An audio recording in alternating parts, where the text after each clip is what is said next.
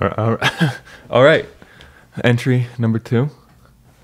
I had an interesting night last night. The sun just did 3 X-class solar flares, or CMEs, no, solar flares, with no CMEs, which I didn't know was possible. Meaning I thought all solar flares ejected coronal mass ejection. But it turns out they can be like self-contained in a weird way, which is probably a really good thing, because 3 X-class in a row would have probably done some damage in an interesting way. But I'm watching the sunspot. I don't talk about this stuff a lot, but I'm obsessed with the sun, as should you be, as you should be as well, because it's this big thing in the sky that is very, very influential on our consciousness, on our physiological, neurological, what am I trying to say? It can affect pretty much everything. So what was interesting about last night is that I started having this really interesting feeling in my heart. It was kind of like I had done some sort of psychedelic, where I felt my heart like opening up, and I was like, this is a weird feeling. I didn't recognize it. And weirdly enough, I was like, I wonder if there was I wonder what the KP index is right now. I wonder if there's an electromagnetic storm. There wasn't, but there happened to have been just maybe 20 minutes prior that X-class, the 3rd X-class solar flare, which is the largest solar flare there's been in, I think, over 6 years, which is really interesting. And I was like, I wonder if the radiation off of that, because you do get bombarded, I think, with very quick particles, but no mass, there's no, like the mass, if it's a coronal mass ejection, it takes like 3 days or something like that. But I think the other stuff takes like 8 minutes or whatever. So anyway, it was really interesting, and I was in this very bizarre space, and I dreamt all night about being a being of light, and that like a light photon or neutron or whatever from the sun, like this is my dream, it was like it moves through space, but it has like an electron moving through a circuit. If you create specific interesting circuitry, that electron moving through it starts to turn things off and on, off and on, off and on, and you can create a goddamn computer. And in a similar way, I was like, in my dream, I was like, oh, we're just computers, but it's a different foundation. It's not an electron, it's like a neutron, something that lacks charge. But I think they behave quite similarly in context of like we are really complex on and off switches. We're a very complex binary form, so I was like seeing this evolution of circuitry over time. Like the amoeba is very simple binary circuitry, I mean relatively, and that the neutrino, or whatever it is that is programming, or I would say even turning things off and on, that has been consistent over our whole evolution. But there's some aspect of it that's mutative, that then builds more and more complex circuitry. This is really hard to explain. I haven't talked about this yet. That's why I'm making this. These are the types of thoughts I think about, and I often just keep them to myself, because I'm like, how the hell am I going to try to explain this? Because I don't know what the hell I'm talking about. Because this was a dream, right? But what was interesting about it is that the complex form was an illusion, meaning like this whole reality is being programmed by this light. and that the light itself is maybe like consciousness, and it programs this whole thing. And so we exist within this simulation. And I think what's really interesting about this stuff is that as we create computers, as we create simulations, and as we create AI, we think, oh, maybe we're living in something that humans created in the future, or, you know, it looks so similar to our reality, because the nature of our reality is that we don't invent anything. We're just uncovering the nature of reality. Meaning, as we build computers, we think we're all fancy. We think we're figuring out this stuff, but we're really just fractaling the nature of reality into new form. Meaning, it's not separate from nature. Computers are natural, which is bizarre to think about. Natural, anything that is in this illusion, this Maya, is natural in context of what we call nature. That's my belief, that you can't separate from it. And I think that's a great, what I would call flaw of our modern thinking, is that there is a separation between us and nature. And this fundamentally goes down deep into why I like Jungian psychology, and why I'm really digging human design as well, is that this mental separation isn't real. It's an illusion, and the mind separates itself from the family, from the body, from the parents. Just like a teenager thinks that they know what's best for them, even though they have no experience and they have no wisdom, they reject the parental experience and wisdom, which is part of the growth. Meaning, like, our evolving consciousness needs to go through this teenage time period of the mind thinking that it is smarter than the body. But the body has been around here a whole hell of a lot longer. The form has been around far before self-reflecting consciousness. And so you get this self-reflecting consciousness, boom, and it's like, oh yeah, I see what's going on. I know what to do. And that is where you get disease and neurosis and this intense control and OCD. The mind is not good at, not as good, I should say, not as good, because it's very good at survival, but it's not as good at surviving as the systems that lay underneath the conscious mind. I mean, I would say that they're one and the same, but the self-reflecting awareness is... people have been using this word quantum, and I'm starting to understand some people are using it in a really interesting way, meaning when something emerges, a whole, from many parts. So like your body is like a quantum whole of all of the systems and cells and all the things that zoomed in look like their own little thing.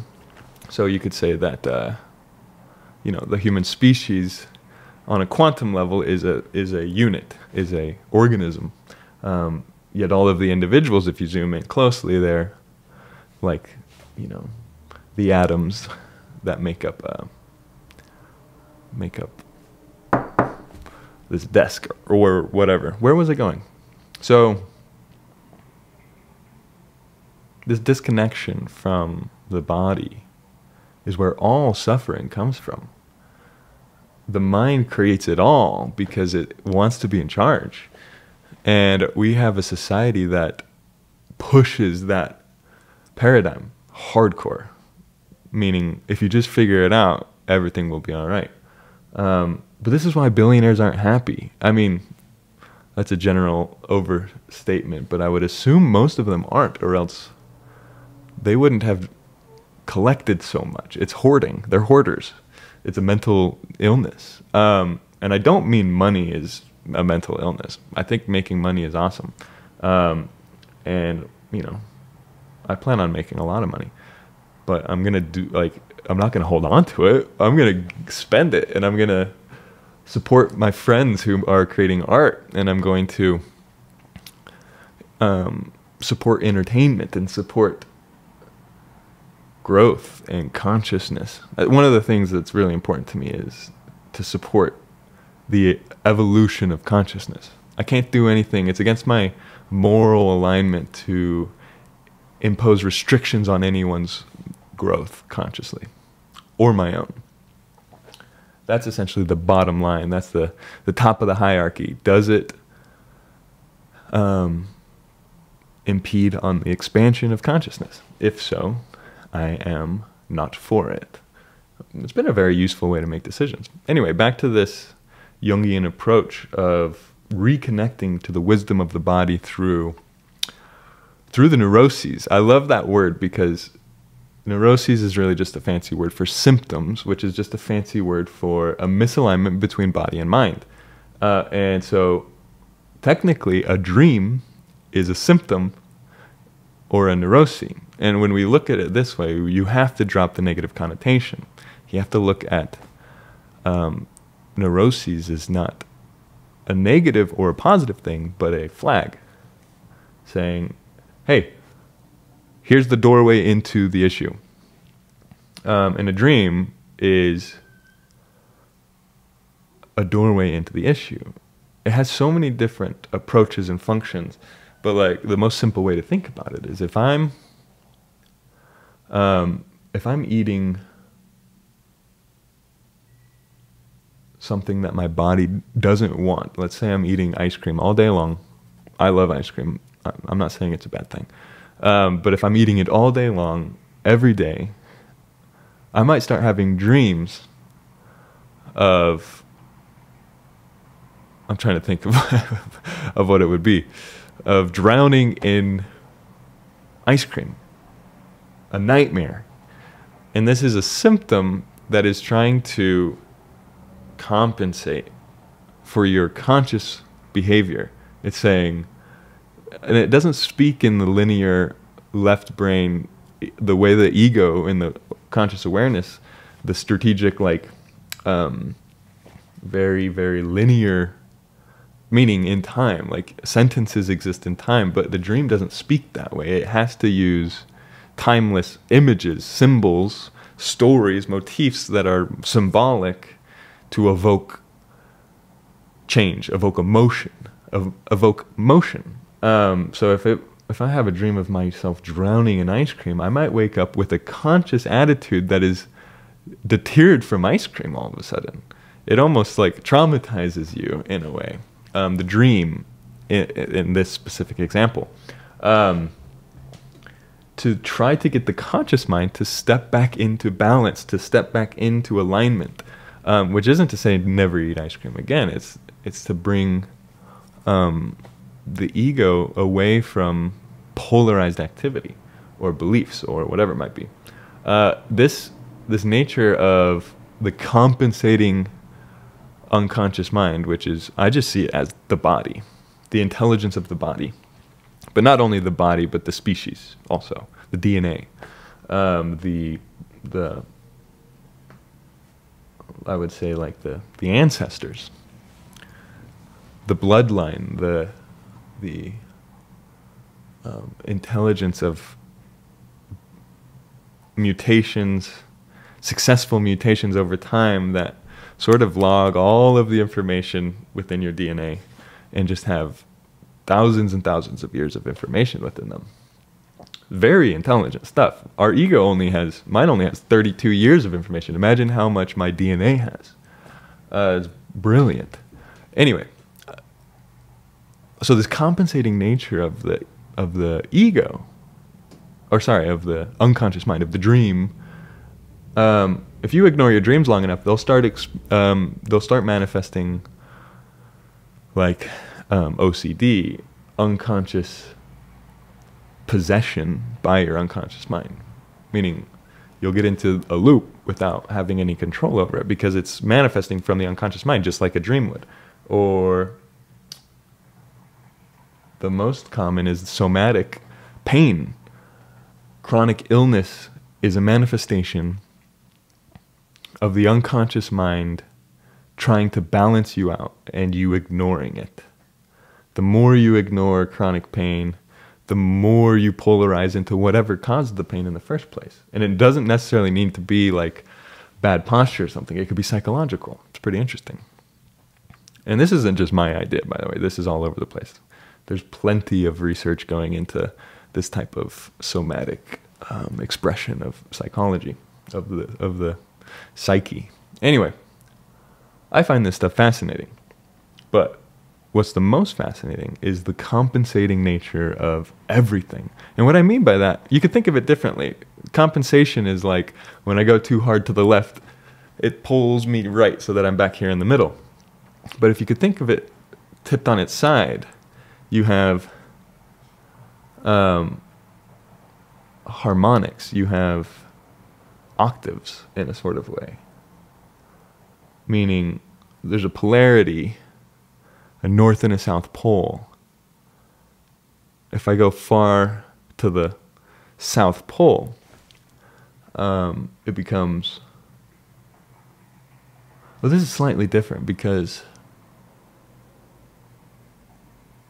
Like, for instance, with if we go into the ego and we go into cognitive function, let's say the ego really values intuition, which is unconscious pattern recognition, meaning the conscious mind isn't keeping track of the patterns. The conscious mind is not keeping track of the patterns. Your body is, and when it deems a pattern important enough, it pushes it up into consciousness and as like an epiphany, an aha moment. And an extroverted version of that, sorry, like every loud thing in my house just turned on, but the extroverted version of intuition is that the data, the input being perceived is from the objective outer world, meaning the aha moments come from stimulation via the outer world. In this extroverted intuition, opposed to introverted intuition, wants novelty. It wants to feed off of new experiences, new ideas, new people, new stories, because it is extroverted. It needs its input from the outer world. And so this is the north pole of this function, let's say. But you can't think of it as good and bad here. It's not, there's no morality in the psyche. Morality is a social thing. But anyway, the opposite.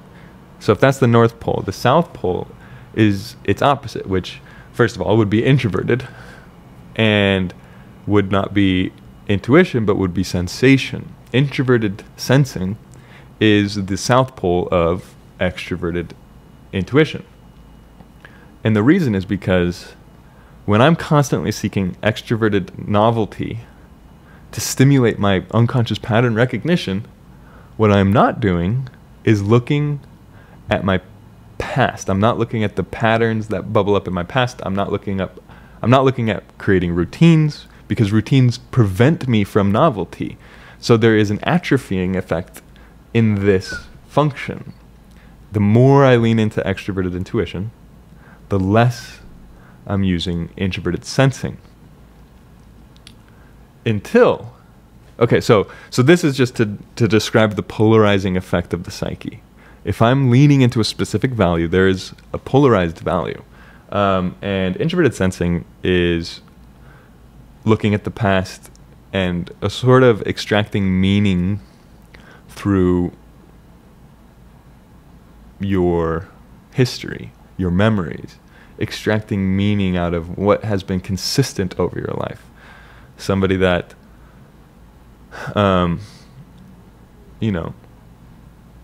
went to the guitar every time they were depressed their entire life, they're going to have this meaningful connection with the guitar. They might not have any good reasons why the guitar resonated with them so much, but when when they look back, they see all of these meaningful memories and the growth within that relationship of the guitar.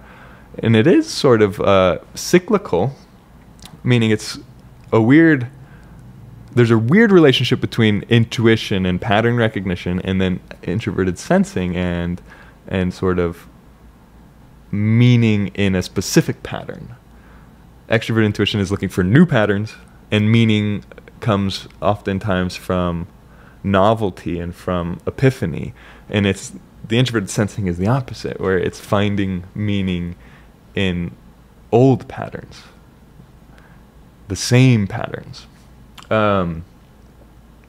So back to the compensation aspect of this stuff. When I develop my extroverted intuition, like when I really lean into that for my first 25 years of my life, 30 years of my life, my introverted sensing is kaput. What that looks like is somebody that's just running around, looking for novelty, running out of new experiences, and becoming chaotic, becoming detached, no roots, no... I often say they blow over in a windstorm because they have no roots. This was me, by the way. I'm a dominant extrovert intuitive. And so what happens is that there needs to be a compensation for that polarized attitude, that polarized value. And so what naturally happens if you're aligned with your body is that you start to infuse and look for patterns and meaning in the mundane, in the routines. It's almost as if that novelty seeking gets so bored that all of a sudden it starts looking for novelty within the repetitiveness. Where can I extract newness in the sameness here? How can I make brushing my teeth every single day a new experience every time? So this is kind of complex stuff, but what I'm looking at here is that this differentiated value system of extrovert intuition then turns around and pulls the other value out of the unconscious mind, out of the water. And what I've been thinking a lot about is that if I don't have a developed function on dry ground, in consciousness, in my ego, that's capable of turning around and pulling out other functions into the conscious mind from the unconscious mind, then I'm just steeping in unconsciousness. Meaning if I've never developed, if I've never developed any of my cognitive functions, I will not be able to pull any of them into consciousness. So the fundamental starting point for healthy psychology is the development of the ego. This is where New Age spirituality, I think, gets it really wrong, because if someone does not have a well-developed ego and then they're diving into ayahuasca, diving into unconsciousness, they're going to have a really hard time integrating that experience back into the ego. And what happens is that they either continually seek out obliteration, which ends in death, always. Someone seeking oblivion will always, and you can think of that also as like the mother, the womb, returning to oneness. There's nothing evil about this. It's a common theme in our world, people wanting to return to the mother. But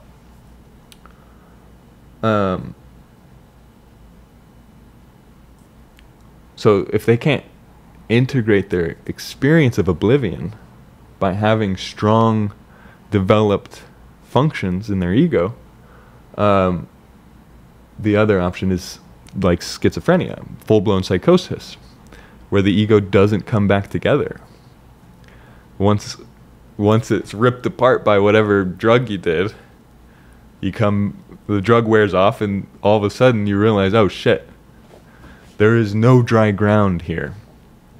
I experienced this a little bit, but I think tobacco actually helped me a lot in my past of